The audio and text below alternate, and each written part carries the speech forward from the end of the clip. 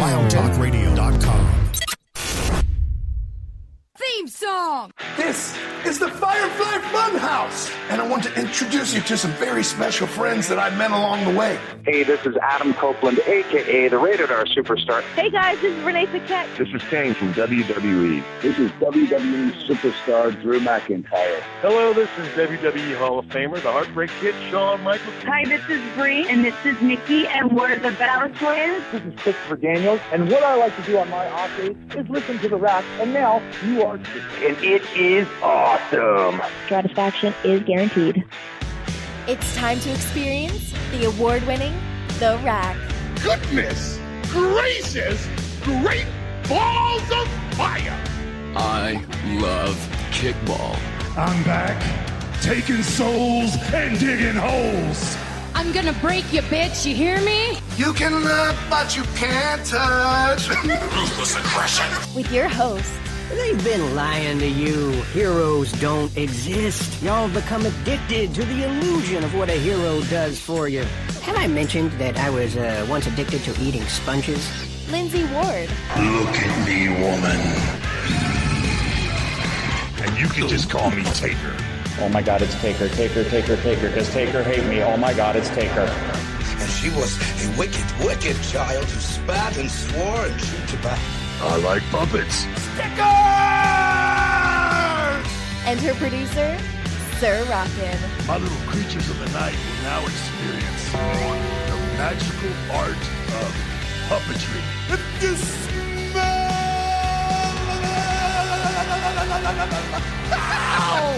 what the game is playing. Live on the Wild Talk Radio Network.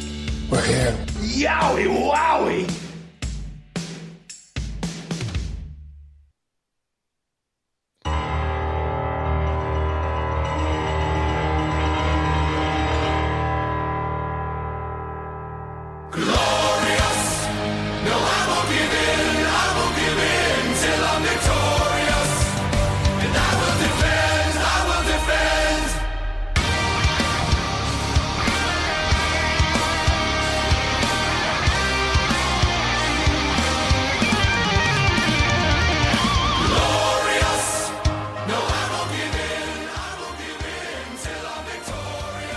And good evening, everyone. Hold on. I haven't. There we go. Okay, all right. I had it gone now. Anyway, good evening, everyone. Welcome to The Rack right here on WildTalkRadio.com. Brought to you by our friends over at MBG Films. Check them out. YouTube.com/MBG1211. And if you're listening to us over on RackRadioshow.com, WildTalkRadio.com, or directly on Twitch, thank you so much for tuning in. We greatly appreciate it. If you're on Twitch and you happen to have a Prime Gaming sub available, well, you can use it here for free for 30 days. All you have to do is hit the little purple button down the bottom of the screen and you can subscribe for free. It is that simple. You can also subscribe the regular way, follow the channel, hang out and chat, or listen to the archive. We are happy to have you any way we can get you because it is truly glorious. I love that song. I'm your host, Lindsey Ward. Joining me, as always, is the ever-faithful producer /co-host /handyman, Sir Rockin. I figured we just pull out an oldie but a goodie. Anyway, chat. Tweet us at Wild Talk Radio, Rock Radio Show, at Lindsey Ward. Come to WildTalkRadio.com, RockRadioShow.com, or Twitch.tv/WTR Live to interact with us live, as we got things to talk about on the show this evening. Because it's a Thursday night. What else you got to do? Watch the Timberwolves lose? I mean, come on now. I mean, they might. They're getting their ass kicked tonight. They've tried to make a comeback, but here we are. Here we are. Anyways, we have news, we have notes. We're going to be talking all about King and Queen of the Ring, which was this weekend. But let's jump right into the news, brought to you by our friends over at MBG Films, youtube.com/MBG1211. It's a fairly light news week this week. Kinda. Thankfully. Kind of. Like, there's some heavy topics, but it's kind of light. But definitely some movement in the wrestling world. So we're going to start with WWE corporate releases, which happened this past week, I think on Thursday or Friday. And the names have officially been released or announced or something of who was let go. And I'm assuming this is eventually going to be another merger of divisions announced. I'm not sure though. But the head of corporate social responsibility, Beth Fisher, was let go. Tavia Hartley, who was talent operations and appearances manager, was let go. And Kirsten Paltry, senior VP of the entertainment division, was let go. I think she was responsible for bringing in Logan Paul or getting them in contact with Logan Paul. She played a big part in that whole situation. Yeah, this is just corporate merger stuff.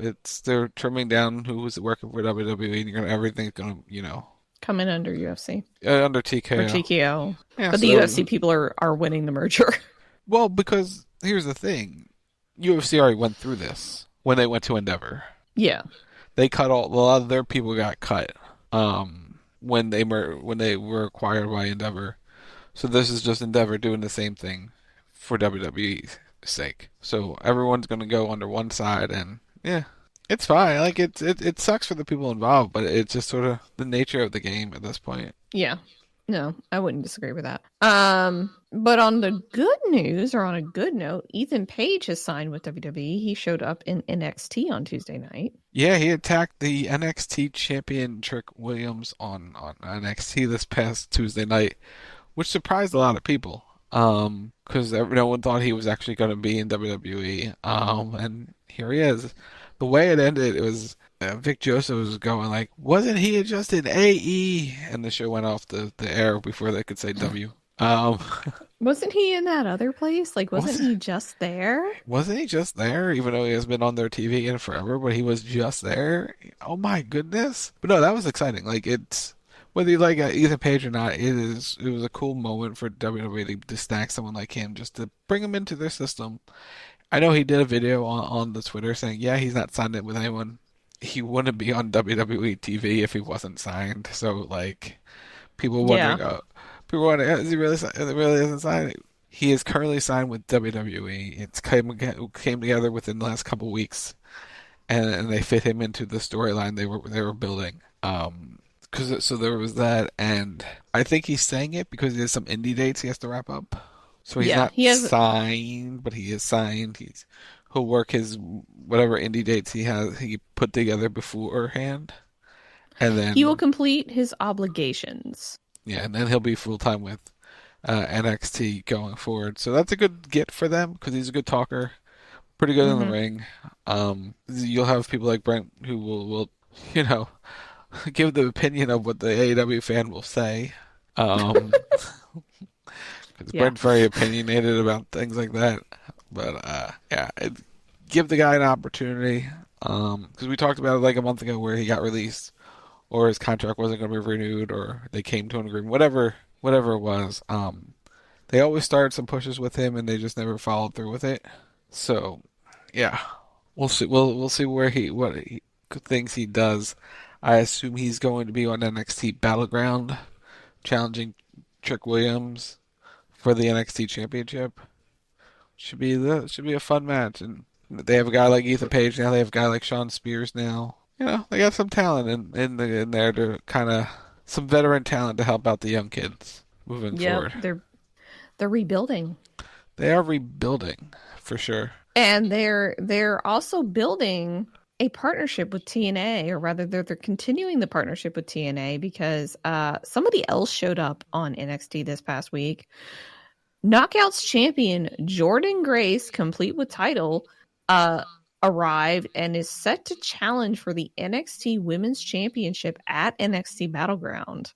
That's an interesting little development. Okay, so for the last few weeks, they've been teasing that Roxanne's going to fight somebody at Battleground, but they weren't telling her who was going to be, right? Right. So on TV this week, people there was a rumor of it could have been Tegan or been Julia, but Julia got hurt, so she was out of the picture. But then there was rumors Tegan's going back down to NXT to work some dates. So earlier in the day, people were like, okay, so it's going to be Tegan. It was not Tegan. On the run sheet during rehearsal, they played Lita's music for the interruption, and they also had Alexa Bliss's name listed in the rundown just to throw people off, which is funny. So when Jordynne came out, Roxanne was completely shocked. She had no idea that it was going to be Jordynne Grace. It was great.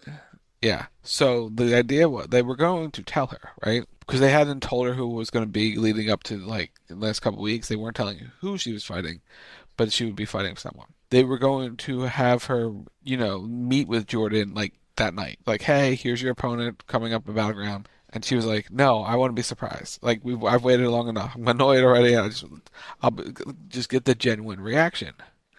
So when she came out, what you saw was a genuine reaction from Roxanne Perez in the ring, which makes for a cool TV moment. Like, a genuine TV moment. So Jordynne's very excited about it. She'll be wrestling on TV next week in a warm match to get the NXT audience used to her. And then she'll compete for the title at Battleground on June 9th. So that should be fun. It should be a fun... Roxanne and Jordynne could be a really fun match. I'm looking actually forward to watching Battleground. I'm curious to see how it's going to go. Yeah. And this could be opening up doors. If this works really well, I mean, you could see other people go through the other side and sort of appear on TV. For a TNA. I mean, Drew McIntyre did tweet out, doors go both ways. He did. Woods wants to work with Joe Henry. So Tuesday was very, very eventful for WWE NXT. You never know what can happen, and Sean was very excited about to work with her, so should make for some interesting times ahead. That's for sure. They also debuted a new title on NXT this past week too. Yeah, they showed the belt. They've been teasing the NXT Women's North American Championship. They're like doing. They did a whole training thing, like a combine thing, and all the top whatever amount of people in the combine were put into like qualifying matches, and they're going to compete for the Women's North American Championship at Battleground. Think a ladder match? I don't know. I'm getting tired of ladder matches, but I think it might be a ladder match. But hopefully not, but still. We'll see. It's another championship for women to fight for. So a singles title, not the tag. A singles title. Yeah, you think they'll create a single? No, because you already have two women's singles titles. Like that's the thing. You have a women's world and a women's championship. You don't need a third championship, and you got tag. You don't need it now. NXT has 3 women's titles in total. They don't need it right now. You don't need another. You look at AEW and they have so many goddamn titles, and he wants to add more. Like, you don't need it. You don't need... NXT as a brand having 3 for the women is good. It's equal with the men's. That's kind of where it needs to be. On the main roster, you have the 2 women's singles titles and the women's tag titles. Well, oh yeah, they don't have the tag titles anymore, but the tag titles float. It's plenty. It's enough that they needed another championship in NXT. You don't need it on the main roster. For NXT, you need another singles. You don't necessarily need the tags because it's very hard to build a tag division with NXT's limited roster. So the fact that the tag titles go between all 3 brands and everybody can fight for them is, as Rock said, a good thing because you can have a women's tag division across all 3 brands and mix. But for the singles titles, at least on the main roster, it doesn't make sense to have a secondary title because you really don't necessarily have a large enough roster to support at least one more women's singles title on Raw or SmackDown or on both shows, plus the tag titles, plus the main titles. It's a lot. You would really have to expand out the women's roster quite a bit in order to support all of that and give it the proper attention it needs. Yeah, especially with the TV time. They don't have... There's a lot, but there isn't a lot because you have a large roster. You don't need it. It would sort of devalue it on the main roster, even though I know the women want it. It would devalue it. Yeah. So, moving on to AEW, they've had some departures. Contract season. Jake Hager is no longer with AEW. Arn Anderson. I want to stop with Jake Hager for a second. He was like their first, when their first big TV happened. Well, not the big signing. Because they had a bunch before TV. But when TV came, he was like their big surprise. And I think... such a giant waste of money. For 5 years. He didn't do anything. He didn't accomplish anything. He was Jericho's lackey for 4 years. No, he took Tony Khan's money. Yeah, he took Tony Khan's money, halfway prepared for Bellator fights or MMA fights, wherever. Yeah, he did. Like Jake Hager showing up was a surprise. They did nothing with him. He became Jericho's lackey for 4 years. and now he's not under the learning tree. He gets no more TV time. Subtle hints of what Jericho's terrible gimmick is now. Anyway, moving on. Who else is not there? Arn Anderson is gone from the company. That's not a shocker after Cody left. No, not at all. And another notable signing that unfortunately didn't fully materialize, I guess, was Mark Henry. He is no longer with the company. He is known for a catchphrase on Rampage that nobody watched. It's time for the main event. That is his biggest contribution on screen in AEW. It's time for the main event. He may have been a great coach backstage and whatever, and he had value that way. But as like, hey, we're just he felt like we're just signing WWE names to have WWE names on our roster, and they've used him in promotional posters. Like they used him on posters, even though he's not an on-screen talent for a while. Like name value. Yeah, but it was such a weird period that I'm waiting for Paul White's contract to come up too and not be renewed. I feel like specifically for Henry, it was a time where they had just started and they were either in the COVID period or they were just coming out of the COVID period, and they needed names. They needed people to be draws, and especially with Rampage getting up and running, they added Mark Henry to that show really to draw people in.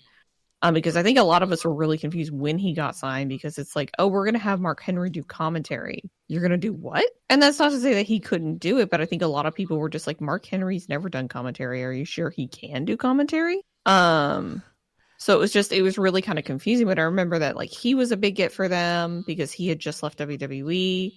And so they signed him pretty quick. And then it's like, Hager, like you said, was a pretty big like surprise for them.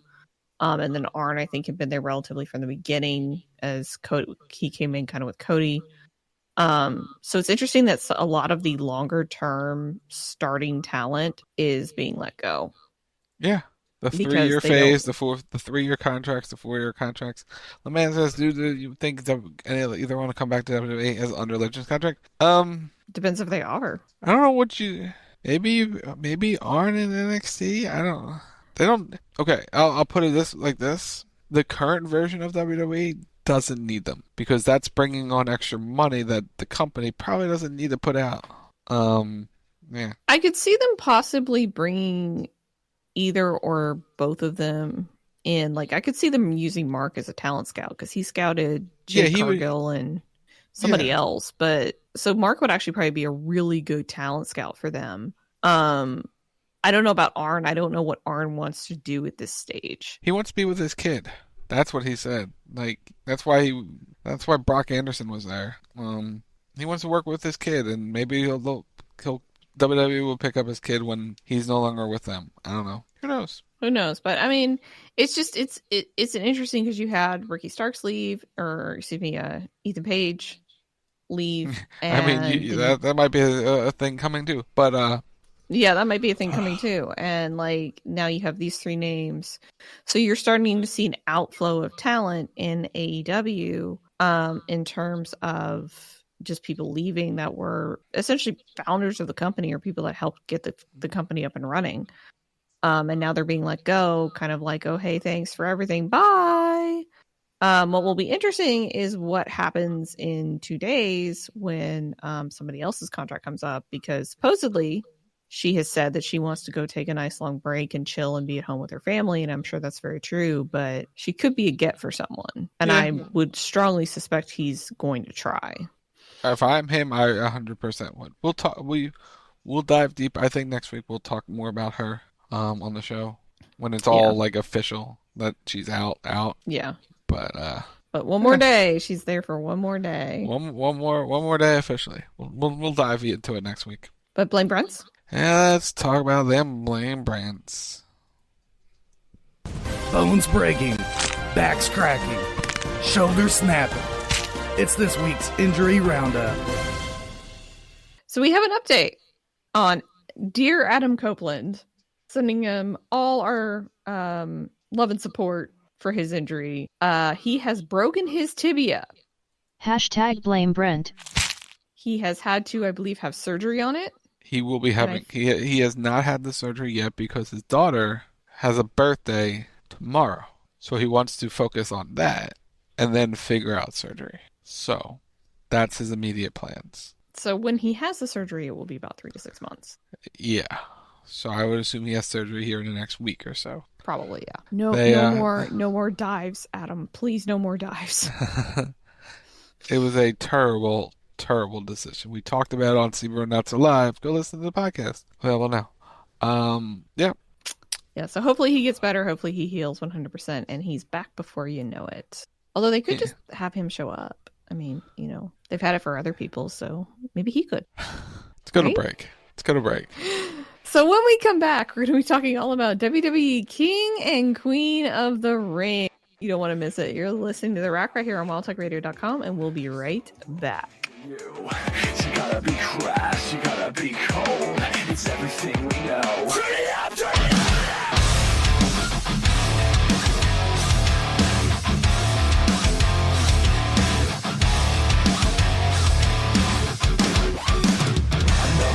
A double shot of hate, drink it up like gasoline. The lots of pain to graduate.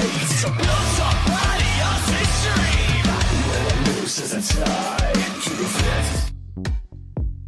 Are you following us on twitch.tv/WTR live? Do you have Amazon Prime?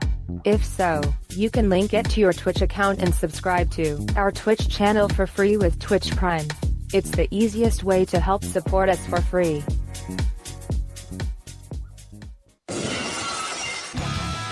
Every Monday night, once Monday Night Raw ends, the Raw post show goes live. You want to hear a story? Give me a hell yeah! Join Lindsey and Sir Rockin as they give their opinions on what they liked, what they didn't like, and what left them completely confused. It's the Raw post show. Monday nights. 11 p.m. Eastern. Live on the Wild Talk Radio Network. And that's the bottom line. Go Stone Cold Simpson.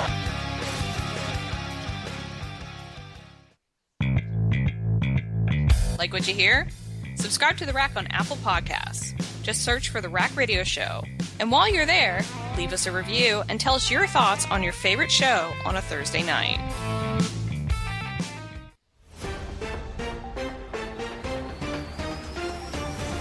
This just into the CB Radio News Desk. Sources have confirmed that CB Radio will be live Saturday nights at 11:30 p.m. Eastern. Wasn't this confirmed last year?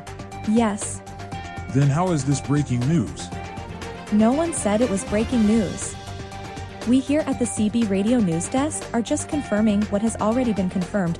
To confirm, you are just confirming that CB Radio is live Saturday nights at 11:30 p.m. Eastern. Confirmed. We would like to remind you. Always trust the source that confirms that CB Radio is live Saturday nights at 11:30 p.m. Eastern. Confirmed. Confirmed.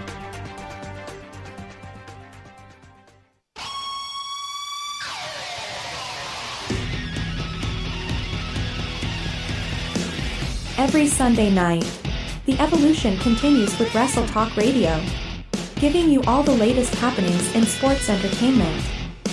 With the intern, the producer, the original Tim Stein, and sometimes, a Kate Sheep. It's WTR Sunday night, 10 p.m. Eastern, 8 p.m. Mountain, only on the Wild Talk Radio Network.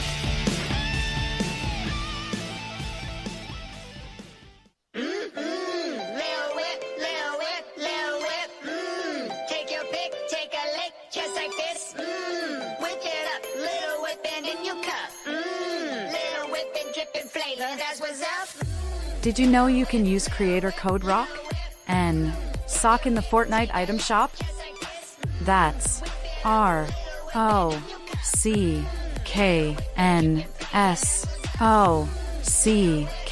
in the Fortnite item shop. Hashtag ad because we are a hashtag epic partner.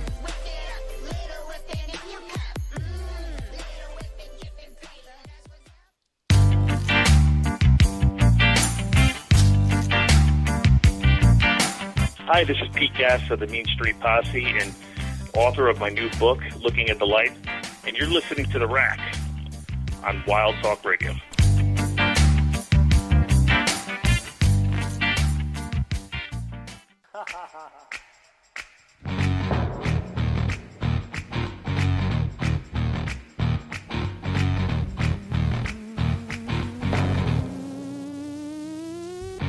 Your eyes follow like a spotlight, two eyes like the sun. Go ahead, keep your distance from me, soon you're gonna come. When you flick your hair like you don't care, and you're asking where I'm from. That game that you're running, baby, you've already won. I need to know what do you need. Welcome back to The Rack right here on WildTalkRadio.com, brought to you by our friends over at MBG Films. Check them out, youtube.com/MBG1211. And if you're listening to us over on RackRadioshow.com, WildTalkRadio.com, or directly on Twitch, thank you so much for tuning in. We greatly appreciate it. If you're on Twitch and you happen to have a Prime Gaming sub available, well, you can use it here for free for 30 days. All you have to do is hit the little purple button down the bottom of the screen, and you can subscribe for free. It is that simple. You can also subscribe the regular way, follow the channel, hang out and chat, or listen to the archive. We are happy to have you any way we can get you. We are back, and we are here to talk about King and Queen of the Ring. We are. It was a good show. It was a very good show. It was a very entertaining show. It was. We saw a match that we thought we weren't going to see. That we're probably never going to see again for a while. It was Becky Lynch and Liv Morgan. That was, a pretty good match. Which saw crowning of a new champion, which we saw the rematch on Monday as well. It was better than I thought it was going to be. I'm going to be completely honest, because I was one of the ones that was like, I'm not into this. I'm not feeling this. I don't really like this. But it was better than I thought it was going to be. I liked that they had like Liv win by nefarious means at the end. That fit really, really well. You didn't have her pin Becky clean. You had Dominic get involved. They're building to Rhea's return in terms of Mommy's going to come back and find out what happened and be like, Dom, what the hell? So I liked it that they did all of that and they built on the story. It was a good way to take the title off of Becky while keeping her still strong. Even though she's potentially leaving the company, she's going out in a strong fashion. They're not just like jobbing her out. She's doing which is whatever she's doing what every veteran is supposed to do on their way out. Putting the next person over, and like that just shows you how much respect she has for the business. Is she knows her contract's up. Everyone knows her contract is up, and she's going out of her way to putting the next person over. Could she have thrown a fit and not put on as good of a performance on her way out? Yeah, because a lot of people in her position probably would have. Where it's like, hey, my time's up. I could just phone it in. She didn't phone it in on Saturday. She didn't phone it in on Monday. She's gone our way now. Liv has she passed the torch to Liv. Is what she did. They had a really good match. Like all things considered, on Saturday they had a really good match. It was a battle of Britney Spears outfits too. Yeah, it was. People on Twitter pointed out. But yeah, the use of Dom was really good. It played a part in the full story of what they've been trying to tell. With the Liv Morgan revenge story, because I know a lot. It's like, oh, she took the title. That's all the revenge. It's like, no, she's going to break apart the Judgment Day piece by piece, and Dom sort of helping her cause played a big part of it. And as we saw on Monday, the kiss heard around the world, but not seen here in North America. Here on the USA Network, was the kiss between Dom and Liv, or Liv and just giving it to Dom. Yeah, but it was the right outcome. Yeah, it worked. It really worked. And I liked how Becky did her gear. Like, it was actually really, really, really smart, because if you notice, like, a lot of the girls, they all have to do like the jumpsuit, and they all go for like the latex looking like type jumpsuits, and it just looks entirely uncomfortable, and you can tell that they're hot in them. And Becky, it seems like, was really smart in the fact that she used something that it's like, it was a jumpsuit, it was a one piece, but it looked like it breathed. Yeah. It looked like the fabric would actually like let her work in it and not get overheated, which was really good. But yeah, this was a lot better than I thought it was going to be, and the torch was passed, and thank you, Becky. Should note about the pre-show. The tag titles were on the line. Bianca and Jade retained over Candice and Indy. It was a solid match. They used Jade better. Mm-hmm. She sold a little, but she mainly came in for high power offense. The multiple stinger splashes were done really well. And they had matching gear, which even on full jumpsuits, silver abs. Yeah, which was really cool. But there was not much more to that. It was a solid match. It was a good redemption for Jade and Bianca. Yeah. Because of what happened last pay-per-view where they kind of got a little lost, or Jade got a little lost. This shows that Jade's solid in the ring. She's improving. They're trusting her more in the ring. Not that they didn't before, but it's in terms of her being in the ring more, of her doing more offense. They're still protecting her, but it's not as bad, or it's not as much. Like they're beginning to sort of push her out there a little bit more, which is good, which is what she needs. She's getting more experience. They're still keeping her completely safe in terms of like making her a badass. And you can tell that she's really learning and she is growing with working with Bianca and working with everybody else on the main roster. Indeed. And like everybody complaining that she was on the pre-show, just go touch grass. Just go touch grass. Please go touch grass. They were on the show. That's what counts. Like and they were featured on the show, and there were 6 total matches. They were not on the pre-show of 12. Yeah, and they had them on the show later in the night. They did a backstage promo. Yeah. So they were on a major pay-per-view for the company, or excuse me, PLE. They were on a major PLE for the company. They were featured. They were highlighted. It's fine. Just go touch grass. Just do it. Anyway, moving on.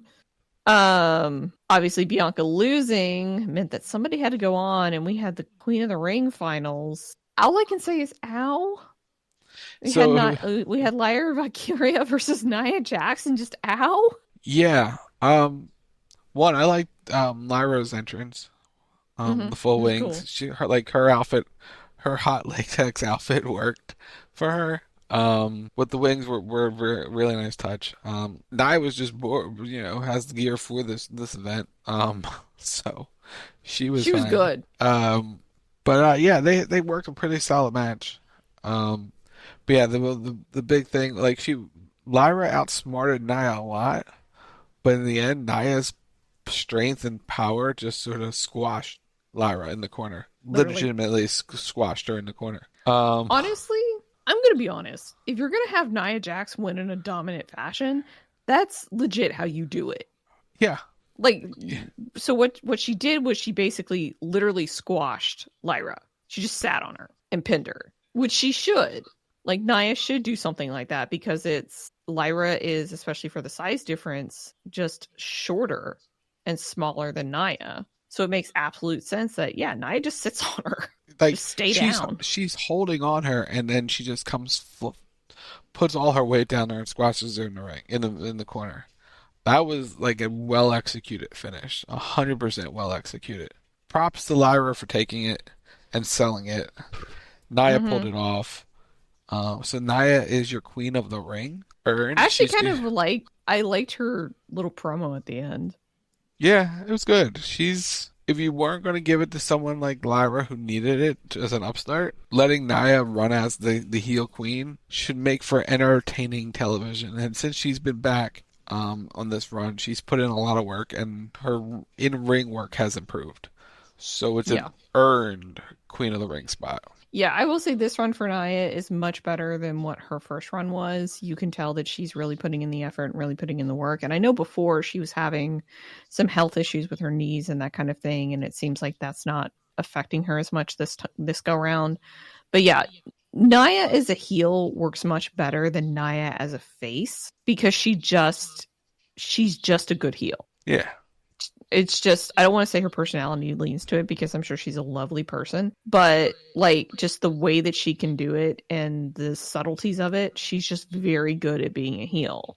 And she basically told the crowd afterwards, die mad. Like, that's for the fact that she won Queen of the Ring. It's like, F you, die mad. I'm going to go have a good time now. Bye. So it was a good win for Nia. I'm sure they will give Lyra the win back at some point. She'll be fine. Lyra's gonna be fine. Yeah. Going forward. But Nia as queen, it sets her up to be a challenger at SummerSlam for someone, whether it's Bailey or Liv. It would be Bailey because it's the respective brand's title. That's right. So it'd be Bailey, so you have heel face, so that's perfect. Yes. The other owl was the King of the Ring finals. Gunther smacked the crap out of Randy. He did. I mean, Randy did plenty smacking too, but God damn, Gunther.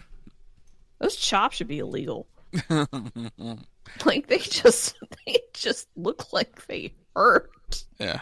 But this was a really, and I mean really, really, really good match. This was very enjoyable. Yeah, and I think we're probably going to get it running back because of the finish. Yeah, the finish was a little screwy. They kind of sort of caught Randy's shoulder up on the camera shot, and everybody called him out on it. And I will say I liked how Hunter handled it. It's not even everyone called him out on the commentary. Like immediately within a minute, they mentioned it on TV.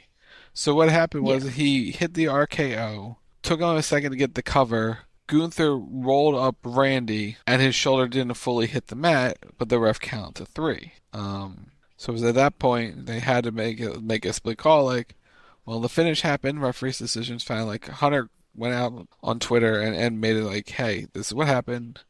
Ref's decision's final. We'll run it back. I would Clash at the Castle sounds like a good idea to run it back at. If Randy's healthy enough to do it after just taking Gunther's punishment. But it worked. Gunther was the right choice for being king.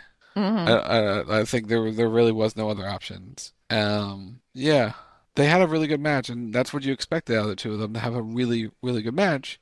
And it was their first real meeting, so that kind of worked as well. It made the match feel bigger. Because you have this established veteran, 20-year veteran in Randy Orton taking on Gunther, who's just coming off this most historic Intercontinental title run.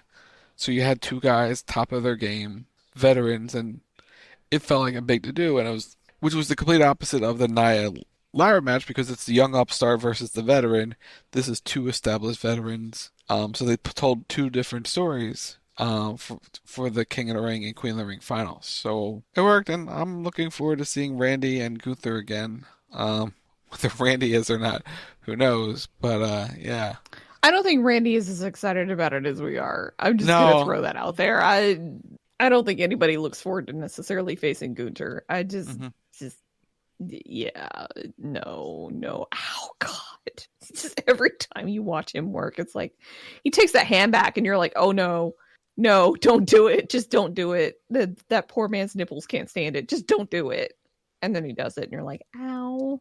But yeah, I don't know if Randy's going to want to run it back or not. But no, we talked about this last week too with the match, that Randy versus Cody would be great. Don't get me wrong. Like, I think we would all enjoy Randy versus Cody. But in theory, they have time to get there, and they can always just get there anyway. They could just get there anyhow through television. Yeah, It's Randy and Cody. Like, all Randy has to do is walk out and be like, you want to fight for that? Yeah. For the title? You want to put it up and we go? Let's go.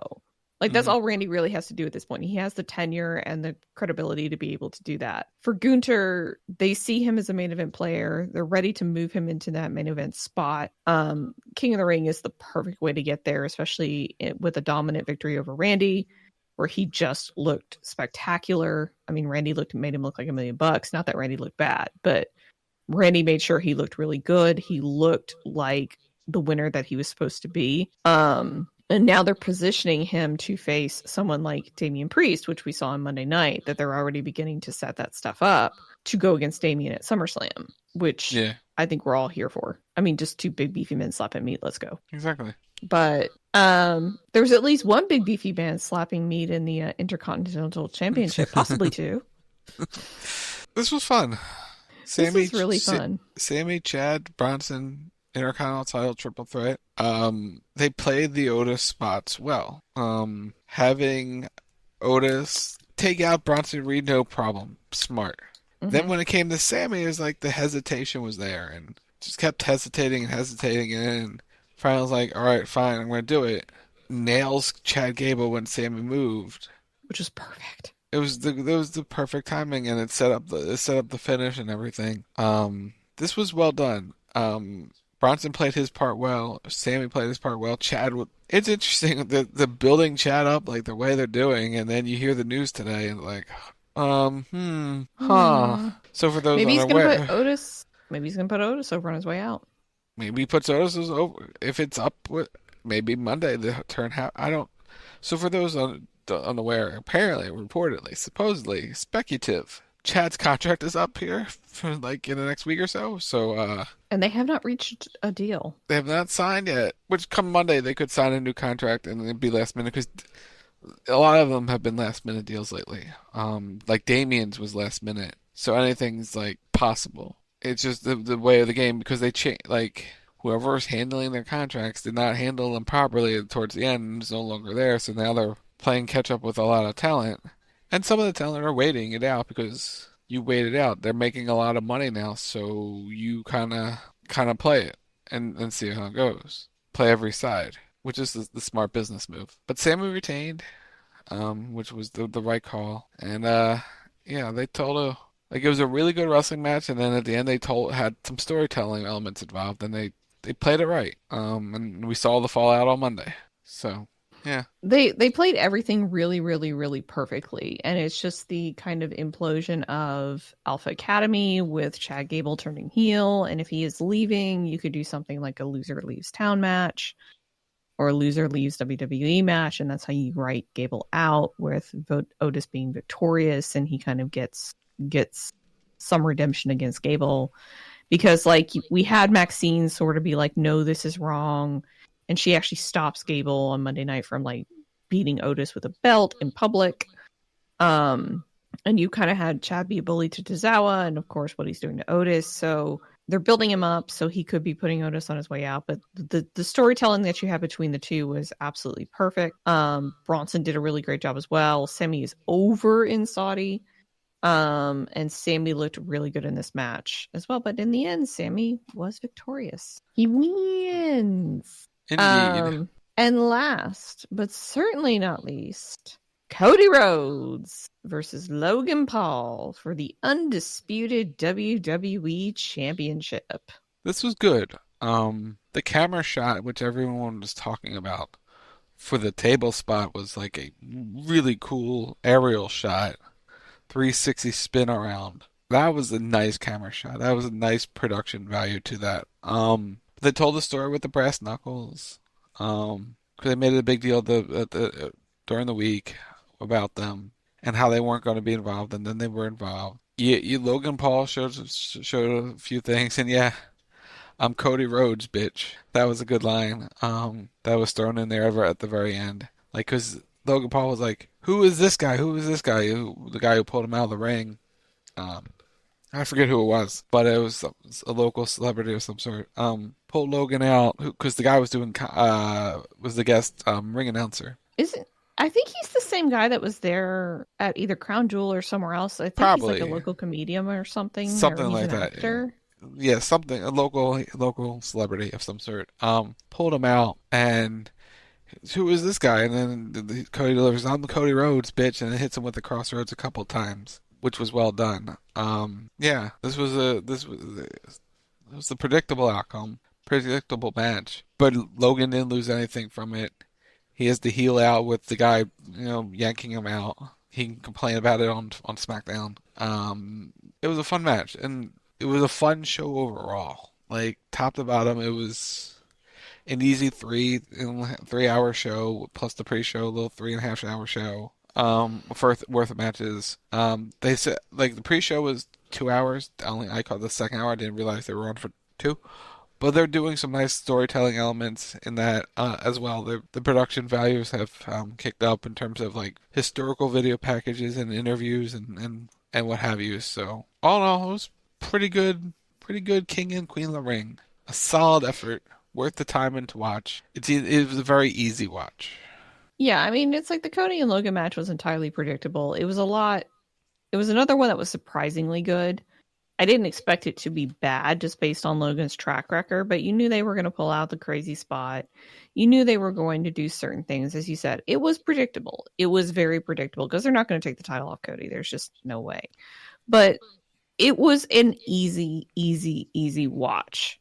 Yeah. And that's the thing, I like it when they're dramatic. I like it when they're fun, but I also like it when they're just easy to sit here and you kind of turn your brain off and you just watch them. And that's wrestling. What I was able to do with this. Good wrestling for 3 hours. Good entertainment for 3 hours. Mm-hmm. And we move forward. Yes. So solid show all the way around. But pick 'em.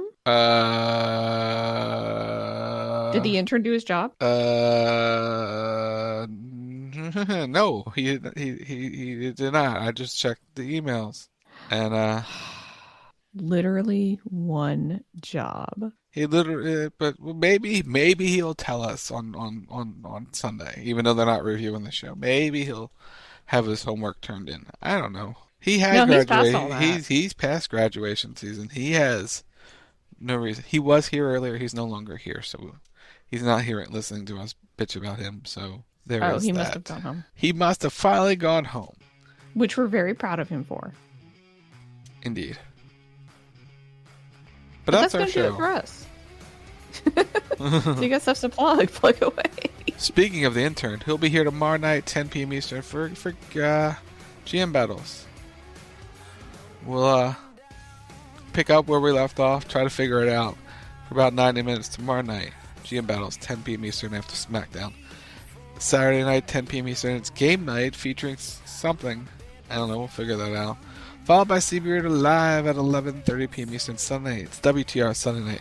Wrestle Talk Radio, 10 p.m. Eastern. Monday night, it's Raw Post Show, 11 p.m. Eastern. Check out CB Radio Not So Live, the AEW Double or Nothing review. It's available now. It's Rack Radio Show on all social media platforms. Wherever you get your podcasts, to search the Rack Radio Show. Down Wild Talk Radio on Twitter, Facebook.com/Wild Talk Radio Network. Chat. If you have Amazon Prime, link to your choice account. It's called Prime Gaming. Support the channel by clicking the purple rectangular button below the screen. You can also use credit code RocketStock or Lindsey Ward. In the Fortnite item shop, when you buy your battle passes, your Ariana Grandes are back. Brand new skin. And then some more stuff. Because we are # Epic Partners. You can follow me on most of the social medias at LindsWard, LNSWD. You can check me out on Twitch, twitch.tv/LindsWard. You can follow me on YouTube, youtube.com/@LindsWard. And you can follow me on TikTok while it's still legal in the United States, LindsWard0. And while you're liking and subscribing and following and doing all the things, you can head over to Matt's channel. That's youtube.com/MBG1211, MBG Films. Go like and subscribe to his content. Tell him we say hi, because he's an awesome person.